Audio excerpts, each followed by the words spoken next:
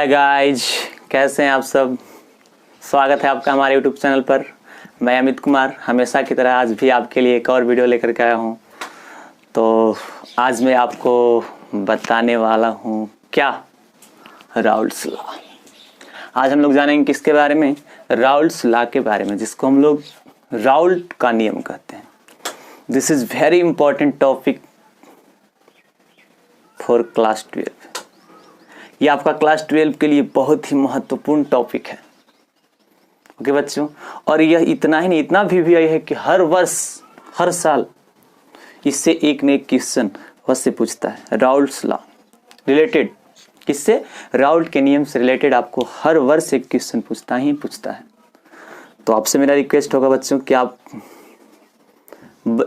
Video को शुरू से लेकर के लास्ट तक के देखेंगे। और यदि आप हमारे चैनल को सब्सक्राइब नहीं किए तो जल्दी से सब्सक्राइब कर लें और बेल आइकन को दबा दें ताकि नोटिफिकेशन सबसे पहले आपके पास पहुंचे। ठीक है बच्चों, और देखिए हम जानते हैं क्या राउल्ट्स लॉ के बारे में। तो राउल्ट्स लॉ में कहता है फ्रेंच रसायनज्ञ फ्रैंकोइज मार्टी राउल्ट। देखिए फ्रेंच के रहने वाले एक वैज्ञानिक थे जिनका नाम था पूरा फ्रैंकोइज मार्टे राउल्ट। वैसे तो हम लोग शॉर्टकट राउल्ट्स ही लिखते हैं, कहीं कहीं इसी को रावल दे देता है, रावल। तो आप वहाँ पे हड़बड़ाएंगे नहीं, या आपको वहाँ पे सस्पेंस होने की ज़रूरत नहीं है। रावल भी देगा तो वही होगा, राउल्ट भी देगा तो वही होगा। ठीक है बच्चों, तो 1886 में आंशिक वाष्प दाब और दो घटक के मोल अंश के बीच क्या किया, एक रिलेशनशिप ज्ञात किया। दो घटक की बात करते हैं तो दो घटक का मतलब क्या हुआ, और किसी विलेन में हम बात कर लेते हैं तो दो घटक, एक तो आपका वैसे तो विलेन बनने के लिए दो अवयव जरूरत होते हैं, एक सॉल्यूट एंड एक सॉल्वेंट। ये दो घटक हो गए, बट इसमें हमको देखना है कि वो घटक हैं तो कैसा है, वोलेटाइल है या नॉन वोलेटाइल। वोलेटाइल का मतलब होता है वाष्पशील, वोलेटाइल का अर्थ क्या होता है, वाष्पशील, और नॉन वोलेटाइल का अर्थ होता है अवाष्पशील। ठीक है, तो यहाँ इनके बीच क्या क्या इन्होंने रिलेशनशिप बताया, इसी को हम लोग राउल्ट के नियम के नाम से जानते हैं। तो यहाँ विलेन की हम बात करते हैं, पहले जानते हैं थोड़ा सा। देखिए हम एक लेते हैं क्या, सॉल्यूशन। तो सॉल्यूशन में आपको पता है कि दो अवयव होते हैं,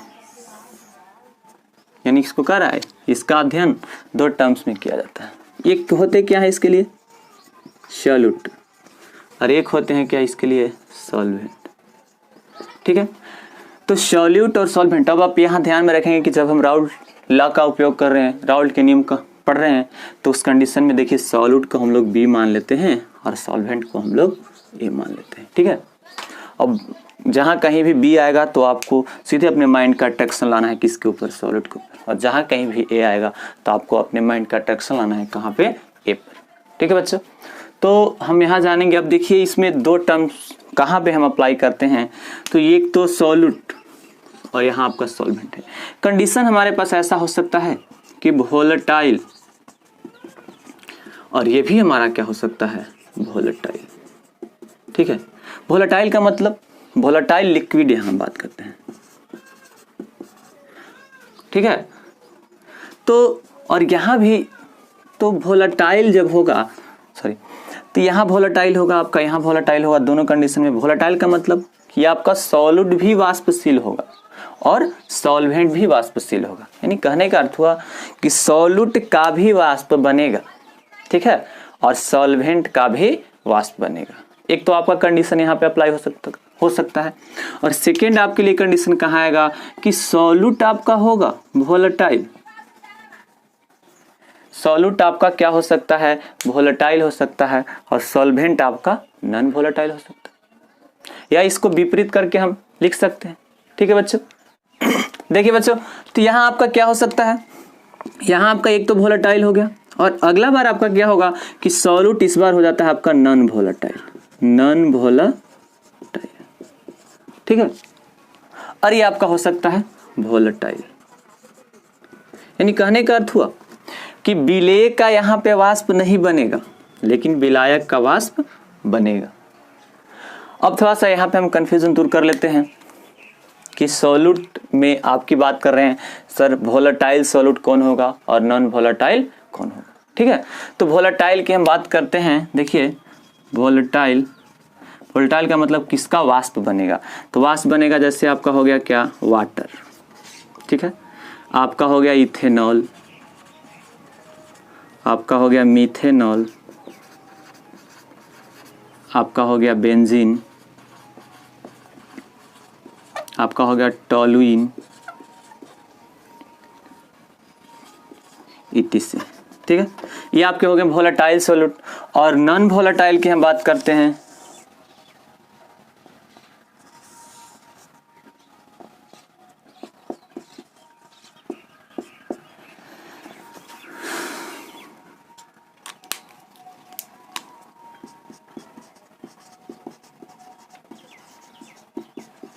अब हम बात करते हैं नॉन वोलेटाइल की, ठीक है ना, नॉन वोलेटाइल।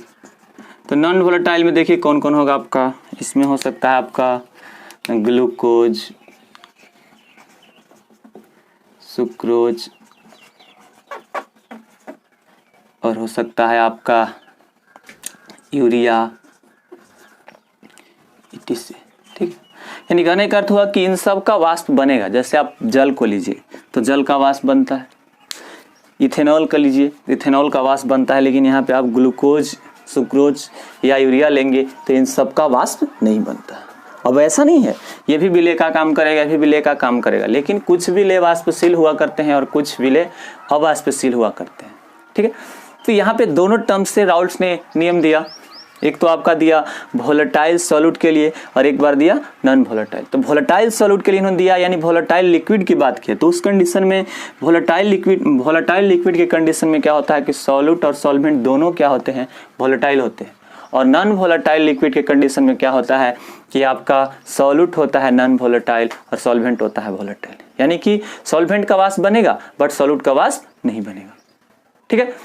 तो अब हम देखते हैं यहाँ पे अप्लाई करते हैं किसके लिए, राउल्ट नियम को अप्लाई करते हैं, तो फॉर वोलेटाइल सॉल्यूट के लिए अप्लाई करते हैं।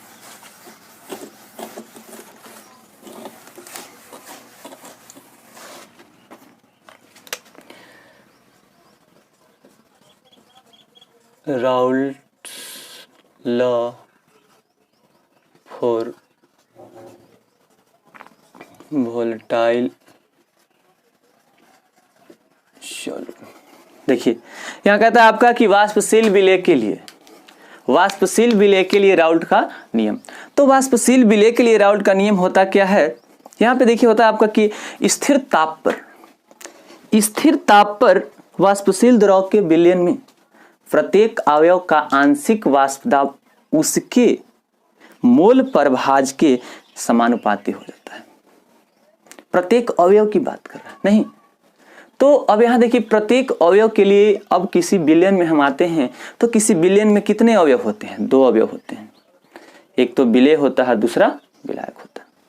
तो उस कंडीशन में अब यहाँ हमें लेना क्या है, वोलेटाइल सॉल्यूट की बात कर रहा था, और इसको हम कोष्ठ में लिक्विड भी लिख सकते हैं, यानी कि वोलेटाइल लिक्विड वाष्पशील द्रव की बात कर रहे हैं, ठीक है। तो इस कंडीशन में आपका क्या होगा कि सॉल्यूट और प्लस सॉल्यूट और सॉल्वेंट दोनों होगा, बट ये भी आपका क्या होगा, वोलेटाइल, यानी कहने का अर्थ हुआ कि दोनों का वाष्प बनेगा, विलय का भी वाष्प बनेगा और विलायक का भी वाष्प बनेगा। अब यहां से हम समझते हैं इसके लिए क्या करता है, एक कंटेनर लेते हैं, बंद कंटेनर की बात करते हैं, ठीक है। ये आपका क्या है, बंद कंटेनर है। तो इस कंटेनर में हम इस तरह से यहाँ पे हम कोई पार्टिकल या घटक ए ले लेते हैं, ठीक है। तो यहाँ से जब हम ए ले लिए तो ए क्या है, यहाँ पे इसको यही नहीं कहेंगे कि प्योर लिक्विड ऑफ ए, नहीं,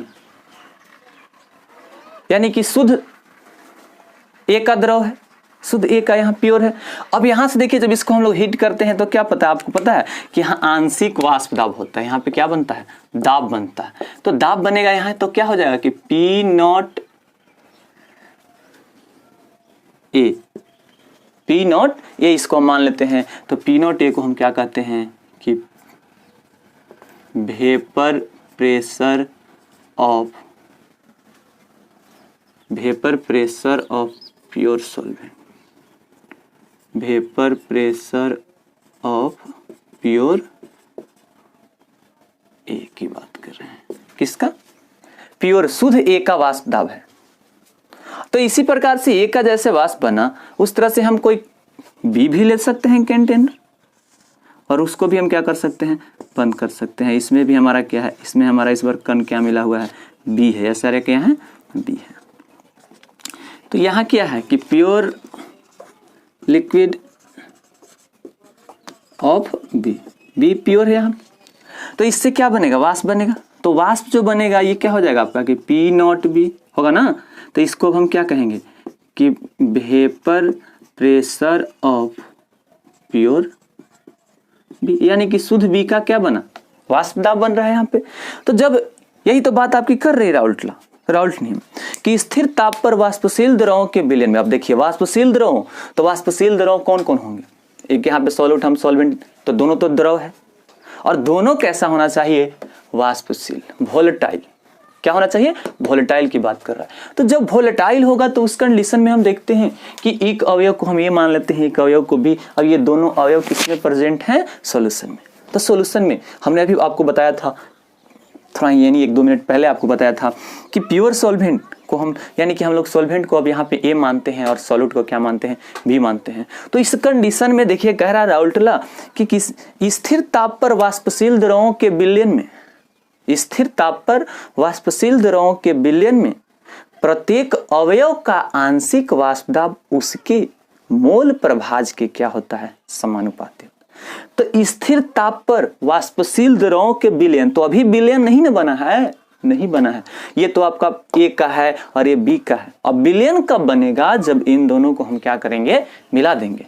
तो यदि इन दोनों को हम क्या करते हैं, मिला देते हैं, तो मिलाने के लिए हम क्या करते हैं, बड़ा सा कंटेनर लेते हैं। क्या करते हैं, बड़ा सा कंटेनर लेते हैं। अब इसको भी हम क्या करते हैं, बंद कर देते हैं।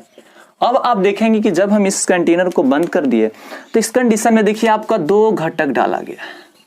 एक तो आपका कौन है, A B A B A B, इसे भी देखिए। तो यहाँ ए हो गया, B A B A B, ठीक है। अब ये आपका क्या है, ये आपका क्या है, volatile liquid solution of volatile liquid. करने का अर्थ हुआ कि देखिए जब हम इन दोनों को मिला दिया, यानी ए को भी मिला दिए और बी को, यानी यहाँ पे ए का भी वाष्प बन रहा है और बी का भी वाष्प बन रहा है, तो इन दोनों को मिला दिए तो सॉल्यूशन बन गया। ए और बी मिल गए तो आपका क्या बना, सॉल्यूशन। अब जब ये सॉल्यूशन बना तो इसमें आपको पता है कि जब गर्म करेंगे तो इससे क्या बनेगा, वेपर प्रेशर बनेगा। वेपर प्रेशर जब बनेगा तो वेपर प्रेशर अब किसका किसका बनेगा, यहाँ ए का भी बनेगा और बी का भी बनेगा। तो इस बार प्रेशर वेपर प्रेशर तो बनेगा, ए का भी बनेगा बी का भी बनेगा, बट प्योर नहीं बनेगा। क्यों, क्योंकि यहाँ पे प्योर है दोनों नहीं, क्योंकि दोनों को हमने मिक्स किया है, ए को भी मिलाया और बी को। ये कब प्योर होता, जब अपने मेन फॉर्म अलग अलग होता तब प्योर होता। देखिए अभी हम इसको प्योर कह सकते हैं, अभी हम इसको प्योर कह सकते हैं, बट अब इसको प्योर नहीं कहेंगे। प्योर क्योंकि सॉल्यूशन एक प्रकार का मिक्सचर होता है। कैसा मिक्सचर होता है, होमोजेनियस मिक्सचर होता है। और होमोजेनियस मिक्सचर की बात करें तो मिक्सचर प्योर नहीं, इम्प्योर होते हैं।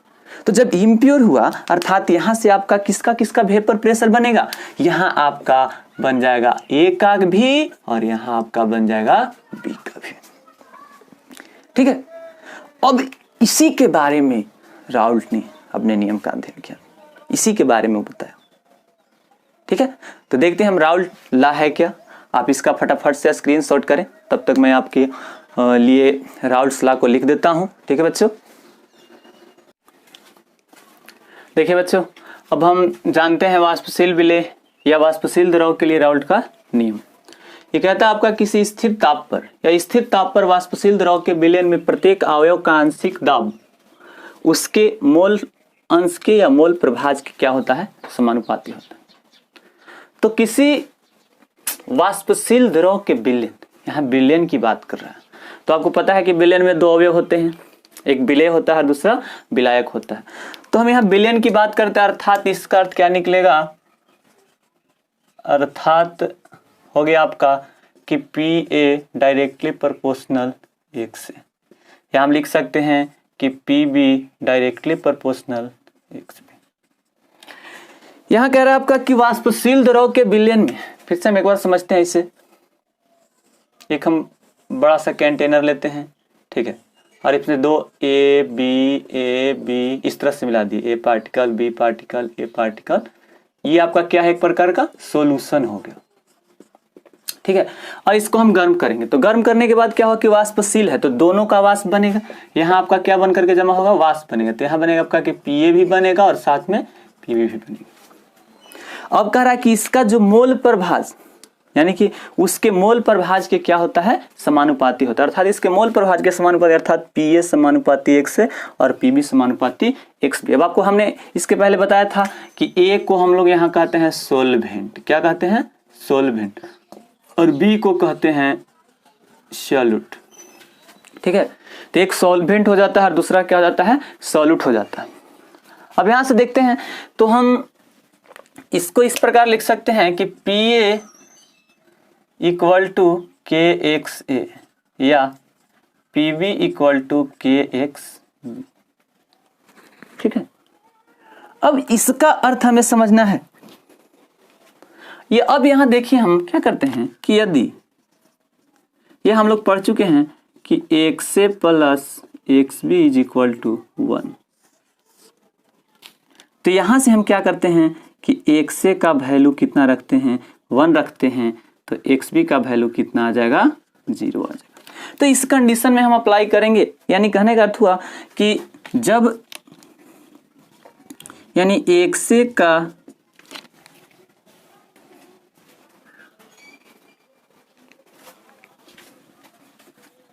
यदि शुद्ध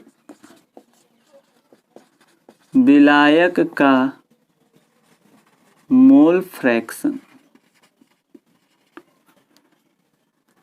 यानी कि XA इज इक्वल टू 1 रखा जाए, तो K का मान शुद्ध विलायक के वाष्प दाब के बराबर होगा, ठीक है। यहाँ देखिए कह रहा है कि ये देखिए हम यहाँ XA का वैल्यू, इट मीन्स इसका अर्थ समझते हैं कि XA का वैल्यू देखिए हम 1 रखते हैं, तो XB तो यहाँ 0 आ जाएगा आपका। तो जब हम XA यानी कि XA का मान जब हम 1 रखते हैं, तो K का मान यानी डिपेंड किस पे करेगा, शुद्ध विलायक, तो विलायक की हम बात कर रहे हैं सॉल्वेंट A की, तो ये A पर डिपेंड करेगा। और इसी प्रकार से हम क्या करेंगे, B पार्टिकल में चलेंगे तो B पे डिपेंड करेगा, नहीं तो यहाँ पे शुद्ध विलायक के वाष्प दाब के बराबर होता है। तो हमने भी आपको बताया था कि शुद्ध विलायक के वाष्प दाब को यानी कि P0A इसको कहते हैं। इसका अर्थ क्या हुआ कि K जो है इक्वल टू हो गया P0A के। अब यही आपका क्या है कि P vapour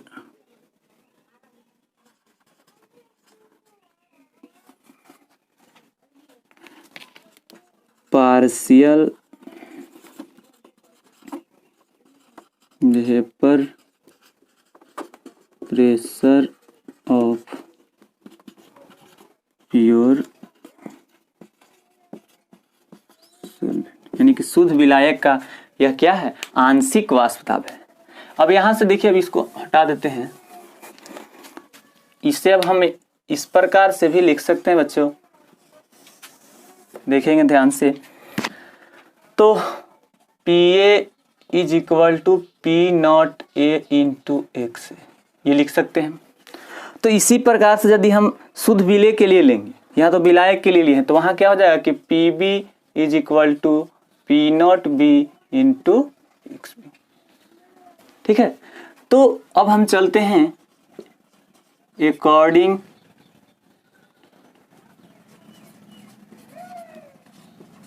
to Dalton law, Dalton law के नियम के अनुसार। तो डाल्टन लॉ होता क्या है? डाल्टन लॉ होता है कि किसी कंटेनर का संपूर्ण दाब, किसी कंटेनर का संपूर्ण वाष्प दाब, ठीक है, कंटेनर में उपस्थित सभी गैसों के आंशिक दाब के योग के बराबर होते हैं।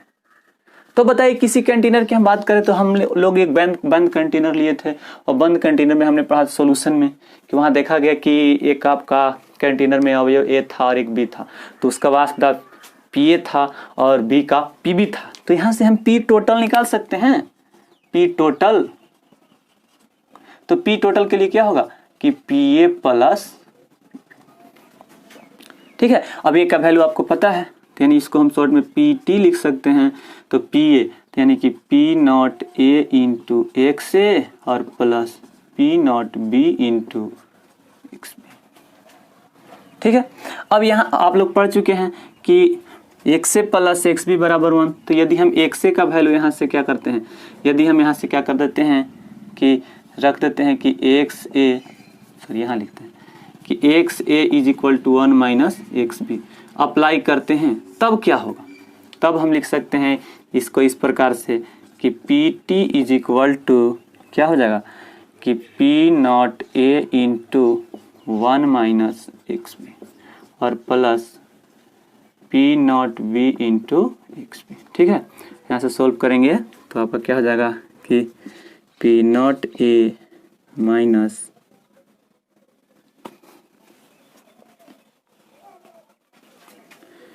P not a into x B plus P not be into x B. अब यहाँ से हम बाहर कर लेते हैं, इसको छोड़ देते हैं यहीं पे। तो पी नॉट ए प्लस इसमें से कॉमन हम कर लेते हैं किसको, एक्स बी को। तो एक्स बी को कॉमन कर लेते हैं तो क्या हो जाएगा कि P not be minus P not,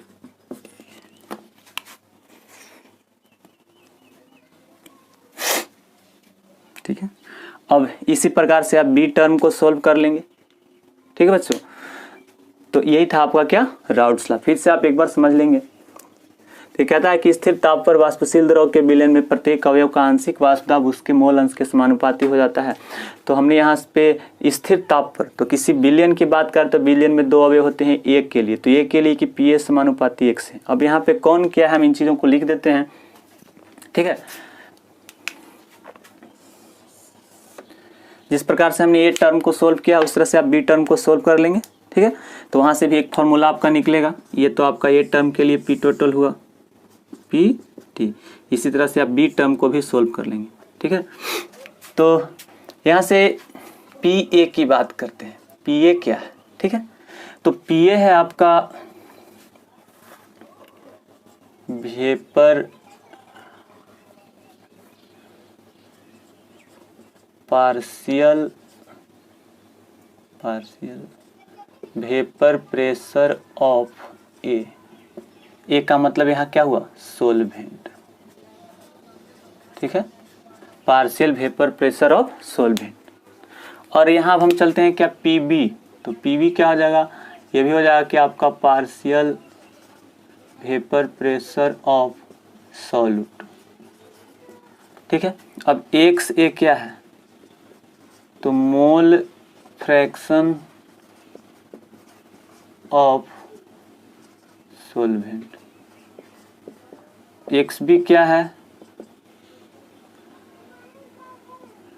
mole fraction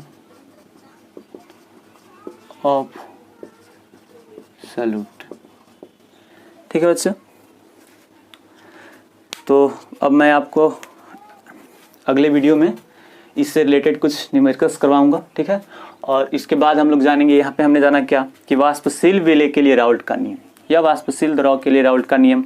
तो अगला हम जानेंगे क्या, अवाष्पशील।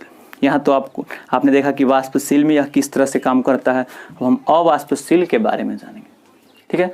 और मैं आपको वीडियो को लंबा नहीं करना चाहता हूँ, इसलिए कि आप देख नहीं पाएंगे उसको, ठीक है बच्चों। तो आप इसको आई होप आप समझ गए होंगे। Thank you so much, my all dear student. मैं फिर मिलूंगा आपसे अगले वीडियो में। तब तक आप हमारा इंतज़ार करें। यदि आप हमारे चैनल को सब्सक्राइब नहीं किए तो जल्दी से सब्सक्राइब कर लें और बेल आइकन को दबा दें ताकि नोटिफिकेशन सबसे पहले आप तक पहुंचे और वीडियो को आप लास्ट तक देखें।